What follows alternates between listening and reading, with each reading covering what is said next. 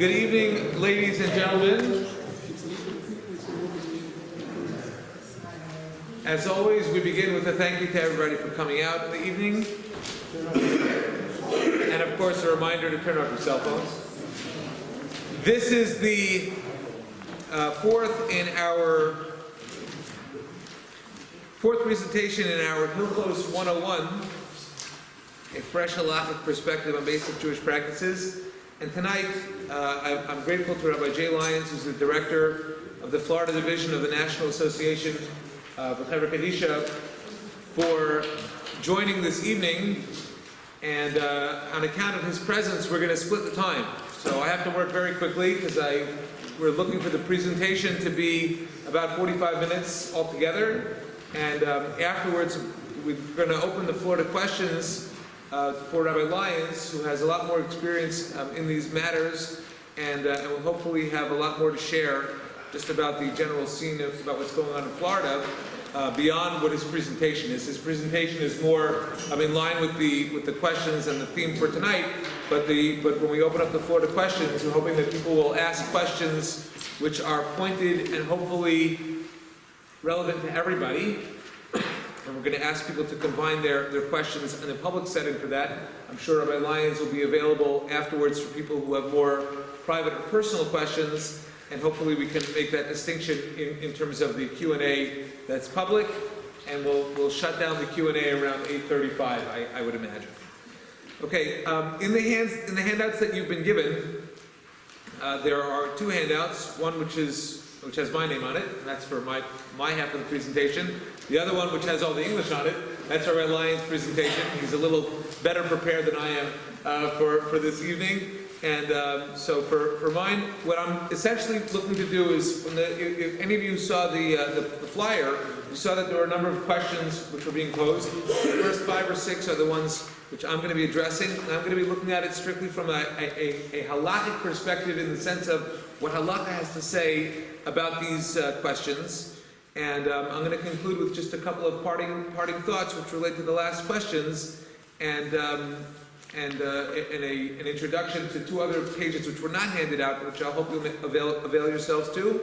Lastly, those who don't get a copy of anything which was given out tonight, I've forwarded all of the pages which are being made available tonight to David Fishberger, and hopefully he'll send out the email so you can use them at your leisure and print them in the event that you would like to see them again, or if you don't get your hands on it. Okay, tonight's topic is relating to the sick and dying, the most extreme levels of comforting the living.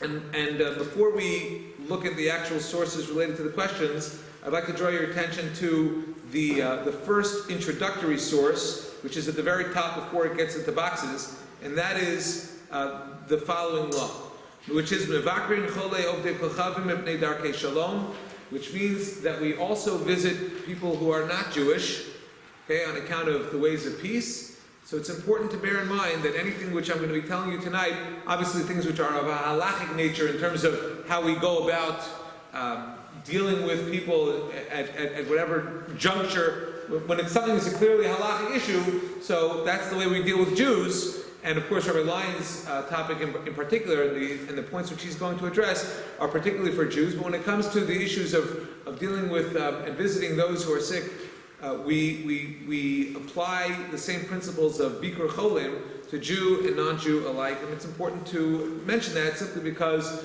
I know that these issues come up. There are people who have not Jewish colleagues or people who you interact with, whether they're at the JCC or at the golf course, whatever it may be. So it's important to remember that we also visit those who are not of our faith. So the first question in our handout was, is it better to visit or not visit a terminally ill person? So the first thing which is important to bear in mind, not in a halachic sense, but in an emotional sense, is that you really have to know the people and what they want. Sometimes people, they want their privacy, and sometimes people don't want to be visited, and they say, you know what, wait until I get better, or in the case of terminally ill, they're not going to get better, presumably. So you have to respect their wishes. That's first and foremost. But in the event that people do want visiting, So this is the order of how it's done according to the halacha in Shulchan Aruch Yerodea, and all of these are from Yerodea. So I'm going to go through them quickly in the left column. Okay, number 1. Mitzvah levaker cholim hakrovim v'chaverim nichnasim miyad. So the first people who come to visit somebody who is sick are those who are closest, whether relatives or close friends. V'rachokim achar gimel yamim, and people who are more collegial but not close friends or certainly close relatives, they have to wait 3 days. So this is not about the terminally ill. This is about just somebody who is sick. How long you have to wait. V'im kavatz alav acholi. Kavatz alav acholi means presumably that it's an illness which is a little more dire. So if that happens, kafatz alav acholi, in other words, somebody looks like they're going to become terminal, then elu ve'elu nichnasim miyad, then everybody should come in sooner than later, because if you wait 3 days, guess what? You may have missed it. So it's important to not wait that amount of time in the event that the illness is a little more dire. Next source, which is immediately following. I'm just reading straight along. That we don't visit people who have a kind of illness which is exceedingly embarrassing to them. Chole me'ayim means some type of stomach illness, something with the eye or something with the head. Anybody who can't speak, or it's just very difficult to look upon them, so we don't visit them in their right. In other words, we don't go into their presence because that's embarrassing. However,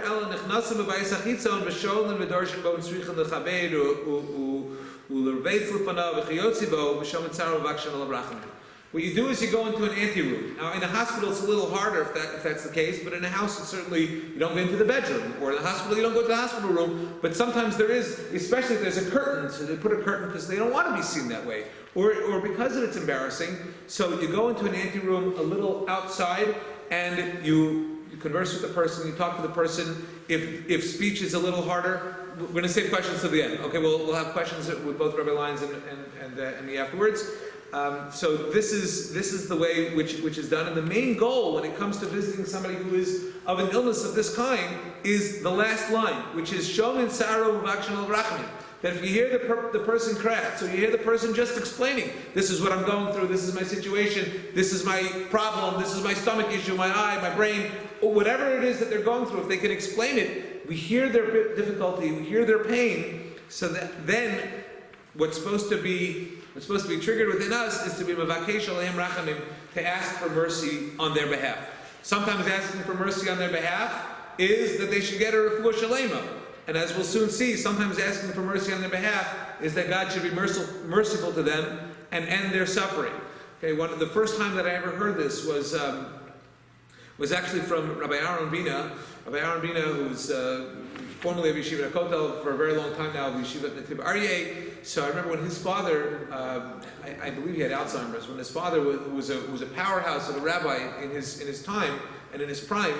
In his older years, when his body and his mind was falling apart, and it was very debilitating and very difficult. I remember Rav Bina telling me that at this stage you're allowed to ask for rachamim min hashamayim, which means that his suffering should end. We all know what that means. You're not saying God kill him, but you're saying the suffering should end, which has the implication that if that's the only way that the suffering should end, then that's what we pray for.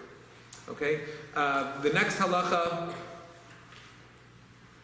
is b'chol me'ayim eina ish mishameshes ha'isha v'al isha mishameshes ha'ish. So this is just in terms of certain protocol. If somebody has an illness which is of an embarrassing nature, a man does not be a nurse for a woman, but a woman can be a nurse for a man. And here, take a look at the end of this. Skip to the last 2 lines of this section.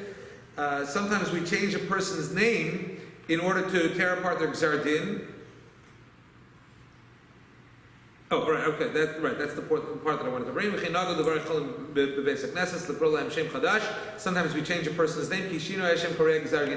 That is an approach which sometimes people employ to change a person's name, because we say that the gzar din on Abraham should be disappeared, because the person that we're talking about now, his name is now Avram Yitzchak, or we might add a name like Raphael, but the gzar din on Avram Raphael is not hasn't been established. So this way, that is one of the ideas of changing a person's name. The next source, related to visiting or not visiting a terminally ill person. So, chole, if a person is sick, and what happens is that person's relative dies, chole shemeis lomeis ein lo so because shema titrev daito alav. So we don't want to inform a person who is very ill that a loved one has died, because that may cause them to die as well, or to have some type of awful feeling in their heart and an emotional upheaval, which could cause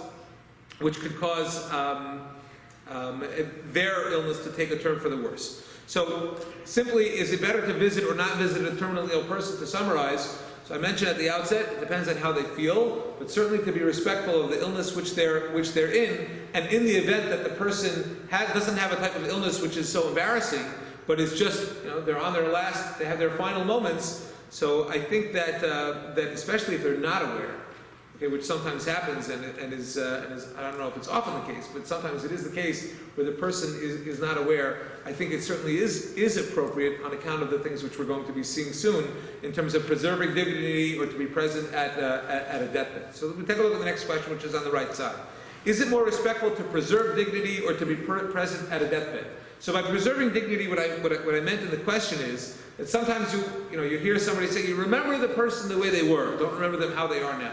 Because in some cases it is very difficult. We're talking about somebody who has undergone tremendous changes, whether it's a tremendous loss of weight or just the way that their body looks. If something has happened to their face, they look different in whatever way. So is it preserving dignity to leave the person alone? In other words, to not be present, or is it better to be present?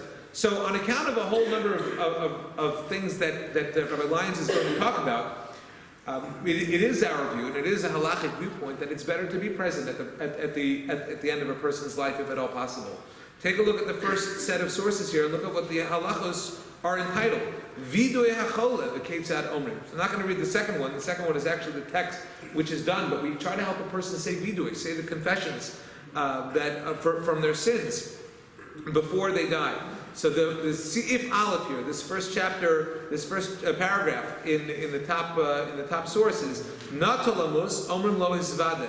If a person has taken a turn for the worse and they're going to die, we say to the person, confess. And we say to the person as well, Harbe Hisvadu V'lo Mesu. Many people have confessed and they didn't die. Harbe Shelo Hisvadu Mesu. And many people who did not confess did die. So what does it hurt to do confession? Because it doesn't mean that you're going to die. It doesn't mean one thing or the other, but it's good to do vidui. There are people who say vidui every day. I remember a story about that in one of the wars. I think it was the Gaza war, where there was a unit of soldiers who, over the course of 2 days, said vidui 4 times. Well, if they're saying vidui 4 times, that means that they didn't die the first 3, and hopefully after the fourth, they also didn't die. But saying vidui is not a terrible thing, and it doesn't automatically mean that a person is going to die. And clearly, if a person has taken that turn for the worse, and we're telling them, say vidui, we're present at their bedside. Skip to the next bold section. Bikur cholim, siman shin lamates sif gimel. Omrim tziduk hadin im yitzias neshama. We say tziduk hadin. Tziduk hadin is something which is recited after a person has died, and it says im yitzias neshama. We say it with the departing of the soul. Well, how do you do that with the departing of the soul? There's only one way to do that. If you are present when the person dies. And when you say the part which talks about the true judge, then the avel, the mourner, tears the clothing. Next halacha, sif dalid, kiven shenata adam lamus ein rashayim liparid b'menu, kedei shelo tetzei nafsho v'hu yachidi. If a person is dying, they're literally at their last breaths, the halacha says you're not allowed to leave the person. Ein rashayim liparid b'menu, so that the soul should not leave the body and the person is alone. Mitzvah lamud ala adam shas yitzias neshama. It's a commandment. Now, it's not a mitzvah in the Torah, but it's like we say, do a mitzvah, do a chesed. So it's a chesed. It's a kindness that you do to be present and to stand over a person when they're dying. Shenamar v'achiod l'netzach l'yira hashachas kira chachamim yamusu. It's a pasuk in Tehillim. So that is the proper way to be when we're relating to somebody who is taking their last breaths and they're dying, to be present. This is not a question of preserving dignity versus, in other words, it's not preserving dignity to leave the person alone and to say, oh no, let me remember, or let the person be alone when they die. On the contrary, the halacha is saying, be there, be present. It's good for the neshama, it's good for the soul. Rabbi Lyons is going to talk more about the neshama in his presentation. Okay, Bikr Cholim, the next halacha, Yesh Omrim, De'ein Chotzvin Lo Kever, Achal Pisha Eino Imo Babayis, Ad Achar Sheyamus. There are those who say that you don't start digging the grave until after the person has died. Now, this is not about preparing a grave, not about preparing a grave or owning a grave or owning a plot, but the actual digging. It's like, oh, so-and-so is dying, why don't you get a head start and dig the grave? No, we don't do that. Okay, we wait until the person has actually deceased. I'm not going to go further in that halacha. That was the main point that I wanted to bring out here. But the other points that are in there is that we don't do things that cause the person to die sooner. Okay, so for example, somebody is laying and almost dying on a bed. You don't try to make them more comfortable or try to just leave them. Because you don't know. Even in your act of trying to make the person more comfortable, you may just speed things up. So it's better to leave the person as is. Now, if the person says, give me a pillow, so respect their wish. Hopefully you're not killing them. But if they're not aware, certainly don't do anything which could possibly cause an inadvertent result that we do not want, because every moment is precious. We don't want to make things faster in the negative. Okay, the last halacha on this page is ha'omed b'shas yitzias neshama shel ish o isha Yisrael chayav l'kroa. So you don't have to be a relative or a close relative. If you're present when a person does die, the halacha is that you tear kriya. Not because it's a close relative, but because you were present when a Jewish person's neshama left, man or woman, you tear your clothes as a sign of mourning. I think I once gave a class on this here in the shul about the halachos related to what to do at the time of death, and I shared a story that Rabbi Tendler told me about one of his sons is a doctor, and he would be present because of these halachas. He would be present when he knew people were going to die, and he realized he was tearing all these lab coats that he had. So I think he asked a shayla, and he was told you could just tear the bottom of the coat. So he had a coat which he designated to be the coat which he wore when people died. So you don't want to be the person who's on the bed when he comes in wearing the coat that has all the tears on the bottom. So that was the one thought to bear in mind. Okay, but nonetheless, okay. So if you're visiting somebody who is not well. So if you're concerned for your clothing, maybe you shouldn't be so concerned for your clothing. Okay, remember there are other things which are more important. But if you're concerned for your clothing and you might be present, or you're conscious of this halacha and you want to be present, so dress accordingly. Okay, turn over the page. Is it appropriate to write a eulogy for someone before the person dies? I think the attitude that we have is no. I didn't find it halacha actually mentioning it, but maybe it does. But perhaps, and this is my only musar lesson of the evening, perhaps every person should be living with the goal of writing one's own eulogy, which means you want the eulogy to be written about yourself to be easy for others to write. And the way you do that, and the way we all do that, is by living a life which opens the door for a very simple eulogy. Meaning, because we're living a life of goodness and kindness and chesed and midos, which could be very easily imparted to those who would be present at the funeral. Is it appropriate to plan for one's own death? What preparations are appropriate and what is considered disrespectful to the ill or to oneself? So the halacha says that when a person is ill, omrim lo she'yitein dato al inyanav. We tell the person, you should think about setting your house in order. If you have loans or if you've left collaterals in people's home, in people's possession, or if you can do it slow, or people have things with you, make sure that you arrange that these things should go back to their proper owners. And don't think just because you're setting your house in order that it means you're going to die. It just means that you're being respectful to those who are alive, who are going to survive past your existence. Is it appropriate for to prepare for one's own death? Okay, so here's my plug for these other pages which I have here. One is an article which we put out at the Chevra Kadisha Shabbos a few weeks ago, an article that Rabbi Ephraim Goldberg wrote, which is available on his blog. We have copies of it here. And the other one is an article, a letter that my father actually wrote, which he sent out to the shul, which he quoted Rabbi Goldberg's article, and he wrote in there is no need for me to reinvent the wheel. And I'm echoing that line, there's no need for me to reinvent the wheel. These letters have been written by others, so they're out there, they're available, and everything which is in there, and there are many pieces of advice in terms of properly planning, not just about acquiring cemetery plots, but about writing a will and making important decisions about about medical decisions which a person may want, and of course putting money in order so that whatever needs to be taken care of, whether it is travel for family, travel for children, travel for the transportation of oneself in the event that a plot is somewhere else out of state or in Israel, to make those arrangements in advance and to set aside money in advance. Those are certainly proper things to help others. I mean, just to give an example, Rabbi Goldberg's title was "Failing to Prepare is Preparing for Your Family to Fail." So there are a lot of things which need to be thought about, and you can read them in Rabbi Goldberg's article and in my father's letter as well, which he sent out to his community.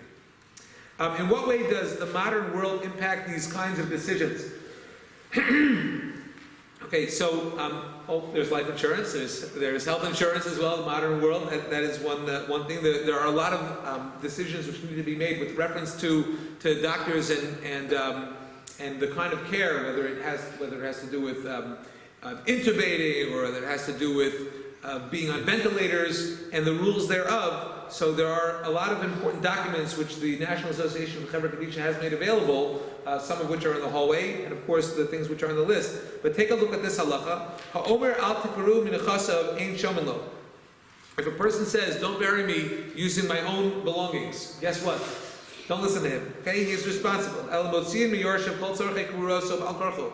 You take away from the inheritance that he wants to leave to his family in order to pay for all of the things which need to be done against his will. Everything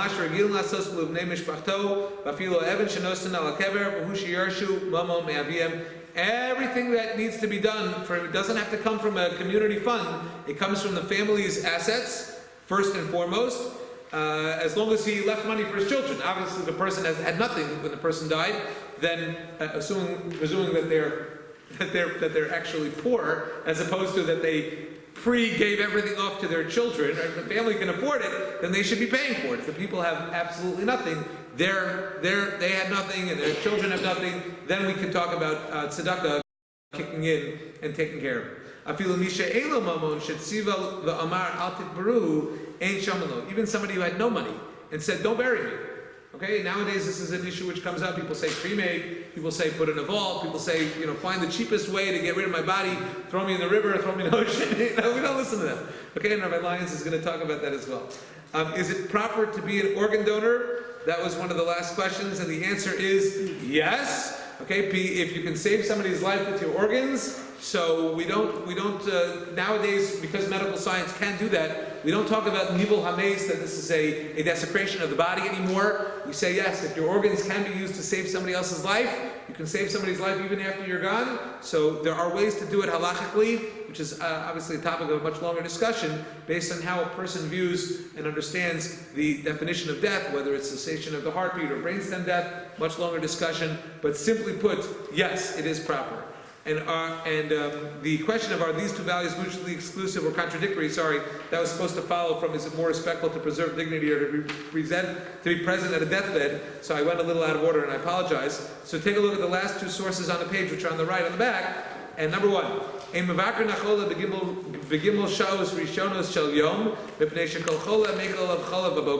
don't visit somebody in the first 3 hours of the day, because that's a really good time for the person, and sometimes having it's a better time. The person is a little more upbeat in the morning. Because when the person is more upbeat, you're not going to be inspired to ask God for mercy on behalf of the person. So don't go at that time. And don't go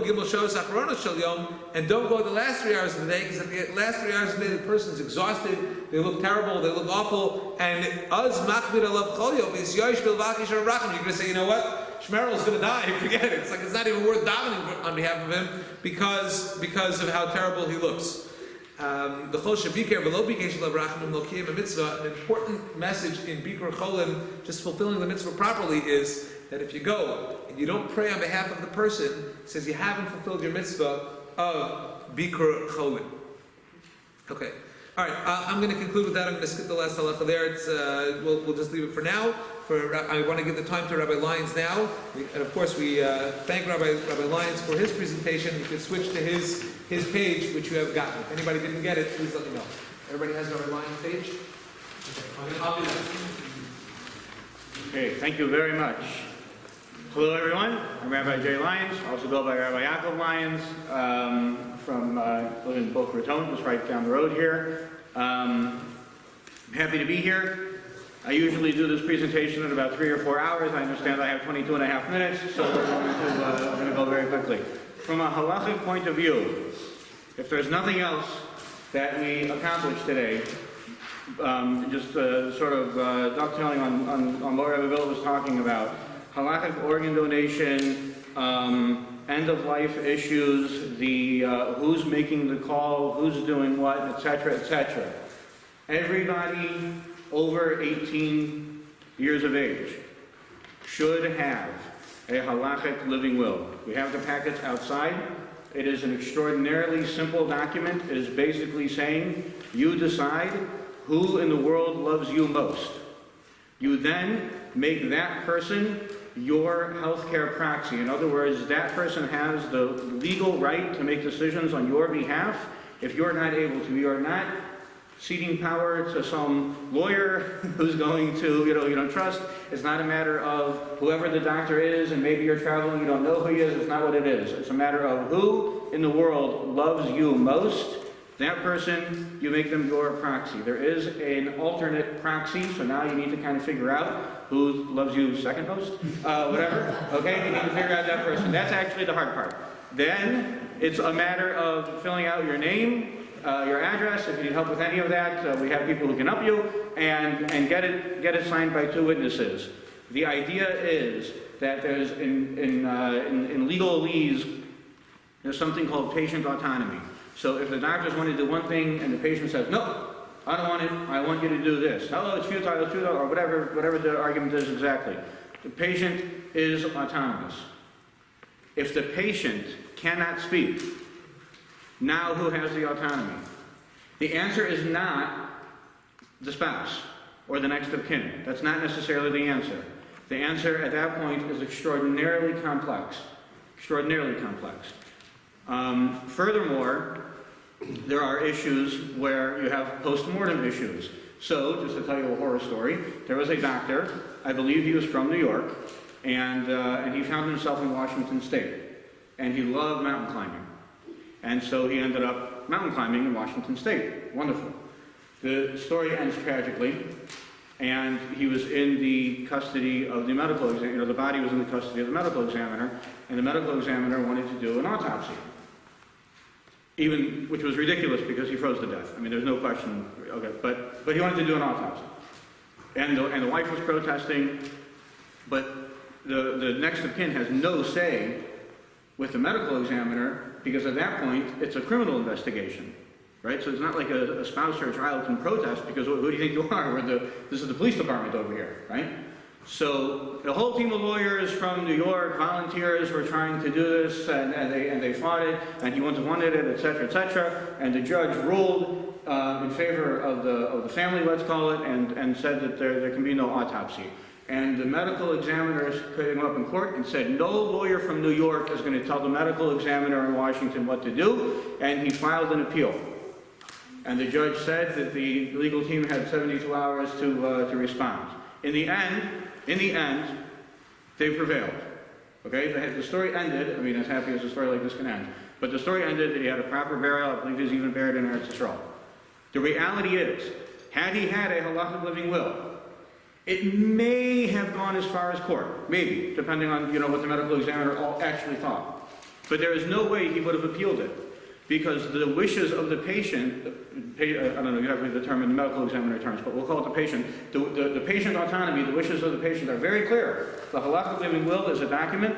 It says that all medical issues, I want them done according to halacha. This person, my wife, my husband, my son, my daughter, whoever it is speaking on my behalf if I can't. They are to consult with this rabbi, and the organ donation must be according to halacha. Any type of autopsy or any posthumous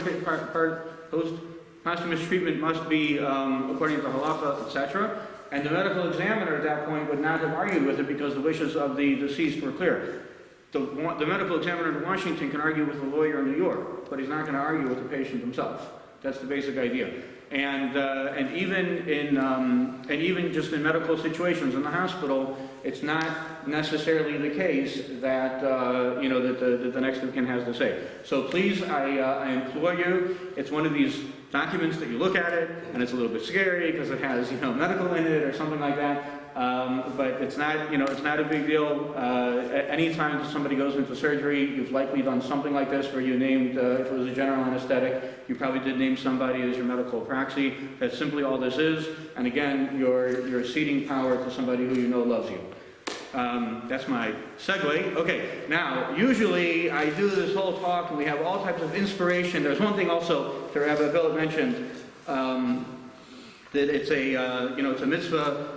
While the person's dying, it's a mitzvah to stand there, based on the verse in Tehillim, which I actually quote in my introductory note here, which is, Yichi od lenetzach. Hold on a second, I didn't have it in Hebrew. Where's your head, Rabbi?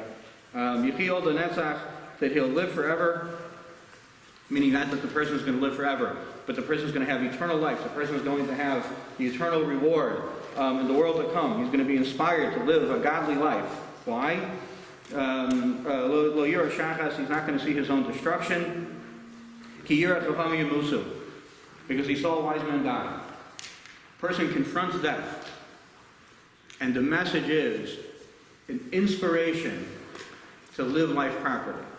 And so that's hopefully going to be the attitude for the next, I believe I've been speaking for about a minute and a half right now, so for the next 21 minutes of my speech. So the idea is that, death is not a morbid topic, although of course with the dictionary definition of morbid, it is, but death is not a morbid topic. Death is an inspirational topic. The fact of the matter is that we all know that we're going to die, but if you really are confronted with the fact of the matter, so then we are inspired to live life in a godly way.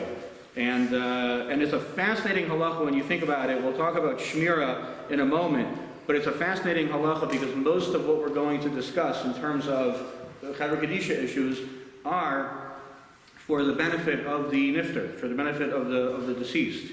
And with shmira, and that was brought down in the Shulchan Aruch, that one of the benefits is for the person who's not necessarily a family member, maybe even a stranger to the person who died. But one of the benefits is the inspiration from confronting death. Amazing idea. Anyway,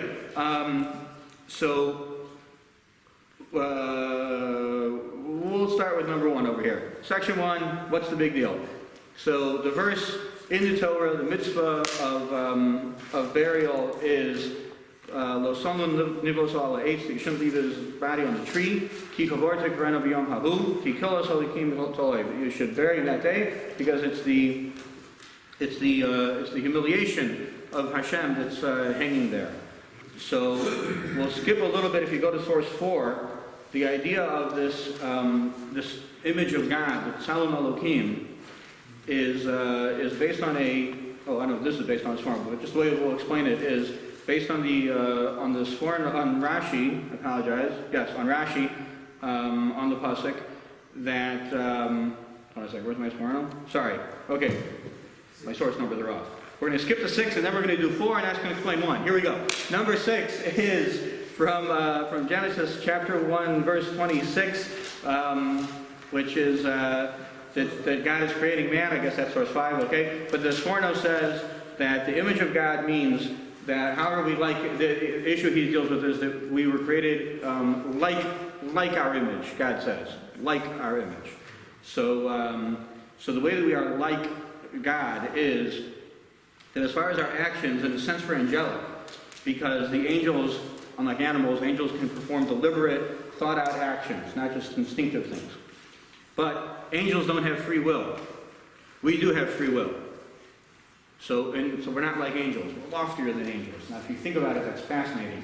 Our ability to choose wrong, or our ability to make the wrong choice, is what makes us greater than angels. Angels do the right thing all the time, right? They do it deliberately, but they do the right thing all the time. We're able to do the wrong thing. The ability to sin makes us loftier than the angels, because if we would choose not to, obviously we're doing the right thing deliberately. Now, so speaking of free will, so in that way we're like God, because God acts with free will. However, God is infallible. Everything he does is right. I'll speak for myself, so we had only to cast aspersions on the audience, but we don't always make the right decision. So in that way we're not exactly like God. So we are we're created right, in what was like God's image. Okay. The idea here is that now to go back to Rashi in source number 4, it's the humiliation of God, the indignity of the king, because man was fashioned in the image of God. The Jewish people are God's children, and so it's like twin brothers. One of them became a king, one of them became a criminal. When the criminal ends up getting caught and hanged, people say, "Oh, the king was hanged." Right? So it's embarrassing for the king to have that. Now, obviously, it's not that we look like God, but the idea is that we are so beloved to Hashem that if we are in a state of indignity, so Hashem feels that indignity.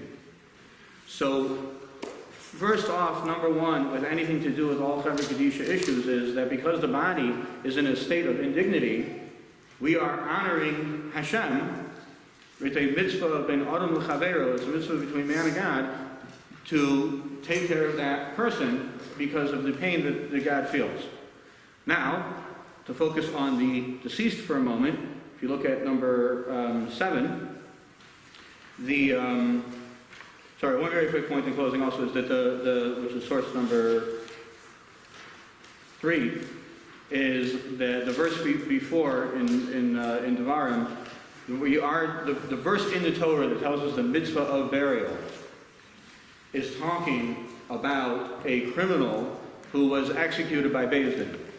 So Beis Din, the Jewish court, the Gemara says that if they executed somebody once every 7 years, and some say once every 49 years, it was an overzealous court. So we are talking about a very special person here, okay? So, and that is the source in the Torah for who we need to honor. That's the person that the Torah says that God is humiliated by that person's humiliation. God feels the indignity of that person's indignity. And so certainly for everybody else. But the attitude with the Chevra Kedisha always is that we're not judging the person. We don't care if they were rich, if they were poor, if they were righteous, if they were wicked, if they were some status symbol within the community, they were helpful, they were unhelpful, it doesn't matter. That's for God to judge. But what we are dealing with is the Tzelem Elokim, the image of God. And that's all of us, because like we said before, that's even the ability to choose wrong. So that even if you say, well, this person, they did. Okay, they did. But they had the ability, and it's the ability to choose right from wrong is the greatness of man, and that is what we're honoring.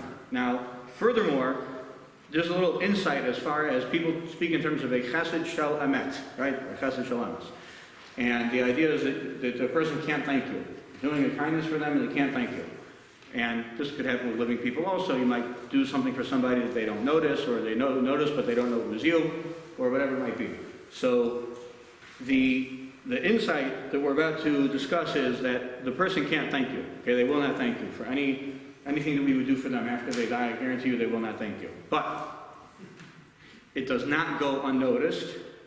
And when we say it doesn't go unnoticed, we mean even by the person themselves, which we'll explore, starting with the source number 7 on the bottom from the book of Job, from Eov. It says, "Ach besaro olav yichav, v'nafsho olav taval," that his flesh pains him and his soul mourns for him. That the body or the soul still has an affinity to the body even after we pass away. If you think about it, it makes all the sense in the world, because you think from the soul's point of view. Right? The soul wants to do the right thing, the soul wants to grow, the soul wants to learn, the soul wants to do mitzvahs, and the soul wants to do all these things. It's great. The soul can't do anything without the body. The soul can't come to shul without the body. The soul can't write a check to tzedakah without the body. The soul can't honor his mother and father because the soul doesn't have a mother and father, but for the physical connection that, from the body, right? So all of the mitzvos that the soul is able to do are all enabled by the body. So here you have, think of it as two different people. You have two different people, two different entities, lifelong partners. And one of them, maybe he got the soul in trouble here and there. But the bottom line is that he was a faithful partner. And now, honestly, he's useless. So how would you treat somebody in that situation? They helped you for your whole life, and now they can't help you anymore. You're going to just walk away? Or are you going to still help them because they need your help? Is there still going to be an affinity and still a love for all of the service, for lack of a better term, that they provided for you, the whole time? And that's exactly how the soul feels towards the body. That here's his partner, and it's in the state of indignity, and the soul wants nothing more than for the body to be in a peaceful state. And in fact, bringing us to source number 8, Koheles, chapter 12, verse 7, that it says, "Vayashov ha'ofer el ha'aretz kishahaya," that the earth, the dirt, the dust, however we say it, returns to the earth as it were. And the spirit returns to God who gave it. And the juxtaposition of these two things is not an accident. The idea is that once the body is at peace, so now the soul is relieved, the soul is at peace, and the soul can go on its journey. But until then, until the burial, the soul is really, it's a little bit hard to use the word like hovering around because it implies something physical, but to some extent the soul is very much present and very much caring for the body and careful of the body. And who's there to help out?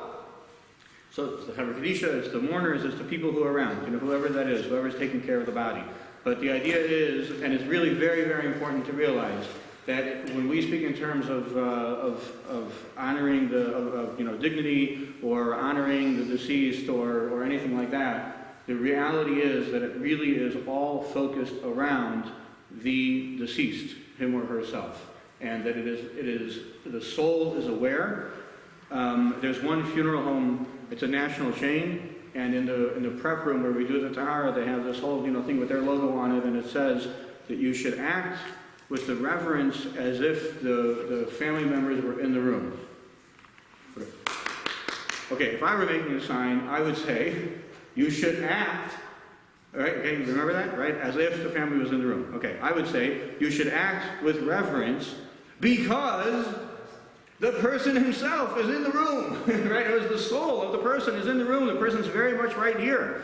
And the soul is not in a pleasant state right now.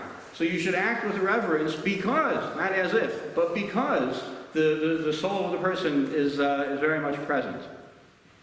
Okay, in the next 18 minutes and 45 seconds of my presentation that I have left, I will, in the next 18 seconds of the presentation, there are a few things here. One is just immediately, right away, we're going to go through things very quickly. We have blue booklets out there that explain things a little bit more, and there are plenty of other resources I can give you. First and foremost, immediately after the person passes away, as Rabbi Bill mentioned, if you're in the room, everyone tears kriya. The custom is usually that the mourners actually wait until the funeral to tear. So the immediate family, you can speak to your rabbi about specific questions, but just the general practice. Also, as far as tearing at the bottom of the shirt, that's not a problem at all. That'll be okay for anybody. And for people who aren't mourners, can sew it up afterwards. But if you're present in the room. We don't touch the person at all for the first 20 minutes, half hour. Even if a limb would be hanging off the bed or they would be in some type of state like that, then kind of put a chair under it or whatever to do. But we don't touch the person for the first half hour, and the basic idea is that even with whatever medical equipment that they were hooked up to, but death doesn't necessarily happen in a moment, and for that reason we leave them alone. We don't want to disturb them in case maybe they're still alive, maybe you're not 100% sure. that is the idea, but that is very much the practice. There is a practice of opening the window. In reality, in South Florida, it is far more important to keep the nifter cool. So if the situation is such, on a night like last night, it would have been fine. But if the situation is such that it's the middle of the day in August, so then I would open the window and I would close the window. I would open the window just because it's the minhag to open the window, and close the window because the reality is that it is kavod hames to keep the nifter cool. There is a custom of doing hashkava, which is to lie the person down on the floor. It's a fascinating custom. It's done for two reasons. One is, like we just said, it does keep the person cool. Usually even a tile floor is cooler than the rest of the room. The other thing is that there are certain mitzvos in the Torah that are certain favors per se in the Torah that if a person would transgress them, that with the proper circumstances, etc., they would be chayiv skila. They could be stoned by the Jewish court.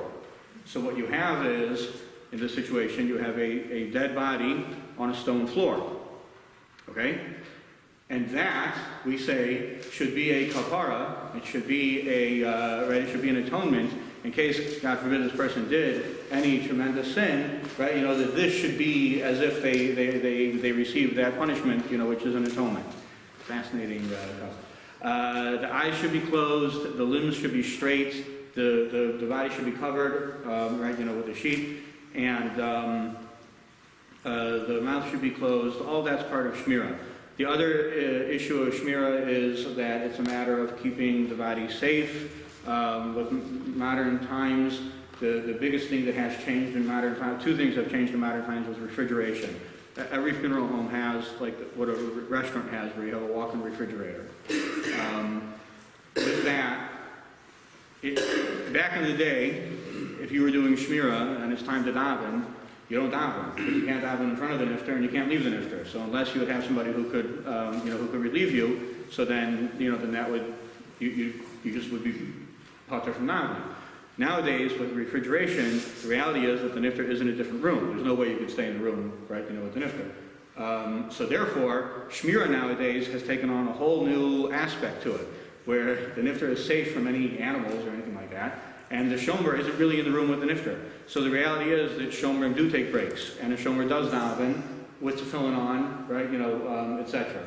The other thing, which is a huge thing, is that going through the Shulchan Aruch, as far as burial on the second day of Yontif, burial on the second day of Yontif would have been a very, common practice. Nowadays, you don't necessarily have a cemetery, so close, but Moshe Feinstein basically said that with refrigeration nowadays, there's no reason to do a burial on Yontif, because the nifter is in a safe place, and so we don't do it. I know there are communities who still do it, and that's just a matter of the just different minhagim, different poskim. Okay, the shrouds, the tahara, all of that is based on source number 9, which is that the way that Aaron and Cohen, the way that the Kohen Gadol the high priest would go into the Holy of Holies on Yom Kippur, is that he would bathe, he would go to the mikveh, and he would wear special white garments. We, each and every one of us, there is one of the tenets of our faith is that there is reward and punishment.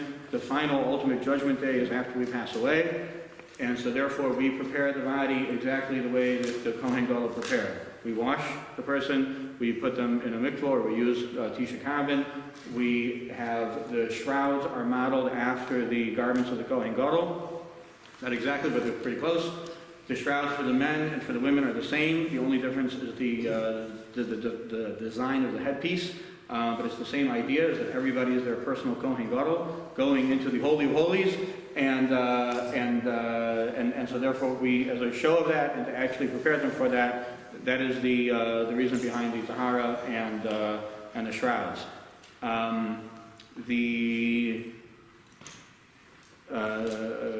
There's a mitzvah, the eulogy, there's a whole thing about caskets, that we were learning about in Eretz Yisrael. They don't use them, and in Chutz La'aretz we tend to use them. It's a whole discussion. Even in Chutz La'aretz where we do use them, we do make sure that it's not a complete casket. It has a hole somewhere. You'll see that we do put earth, preferably from Eretz Yisrael, in the casket. All of that is sort of to dance at two weddings, as they say, where the person is sort of buried directly in the earth, but also in the aron.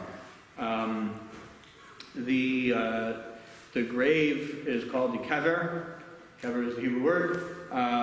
The sages also use that word to describe the womb. And this is an idea not only with the grave, but also with the tahara. One of the reasons brought down for why we do a tahara is that the same that when a baby is born, basically the first thing they do is they clean him, they wash him.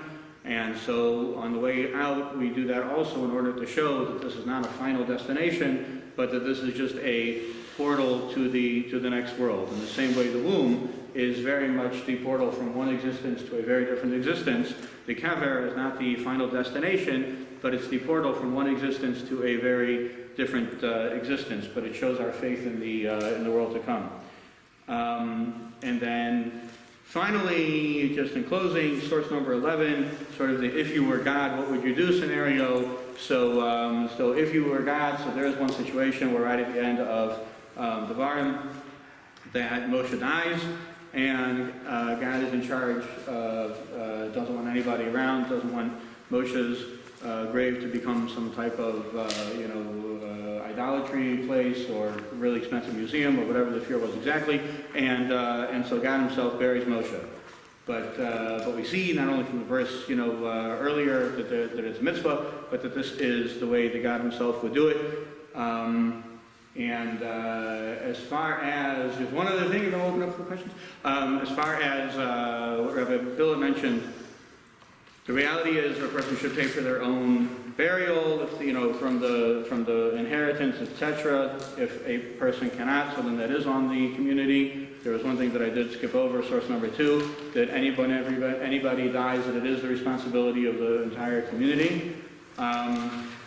Unfortunately, because of a campaign of misinformation from the funeral industry, cremation is very popular. You do have situations where people choose cremation because they think it's the environmentally proper thing to do, although that's a lie. I can explain all that a different time. They do it because it's cheaper. They do it because they were talked into it, whatever it might be. Or even cheaper is a little bit of sometimes they do it out of necessity. In other words, you'll even have the Federation has an indigent burial fund. If a person goes to the Federation and they say, I can't afford burial, so then the Federation will help with the burial. If somebody would go to the Federation and they say, I can't afford burial, but I can afford cremation, so they say, nope, you're all set. You know that? Okay, so that attitude is a horrible thing. And so what we're working on is, we at the National Association of Chaver Kedisha, what we are working on is an exciting project, which I would just throw out to you for your, just so you know about it, and if you're interested, you can speak to me afterwards. But we are working on purchasing a piece of land and having a Chaver Kedisha run cemetery in Palm Beach County. What that would do is that it would improve the level of burial in Palm Beach County, from a halachic point of view. And on the global point of view, the advertising campaign would necessarily be an education campaign against cremation. And the reality is that we would have many burial lots available for indigent graves, or even for people who are just like, look, I don't care what you do, but I'm not paying a dime more than the cremation. Fine.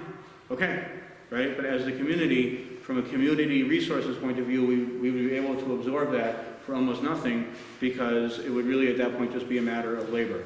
If there are any questions? Sir? In the days of when we dynasty, in Sipori, used to bury people first in the sarcophagus. After a year, the muscles and flesh would be gone. Then they would take the bones and bury the bones. So when the in-ground burial become, where to go? He's talking about the old custom to bury, and then a year later to gather the bones after it was, there was some place in Israel. They would do that in Israel? In Sipori, yeah. In Sipori. That's what was in Sipori. The times of Yehuda Nessie. Right. Well, we don't do that anymore. I don't know. Yeah.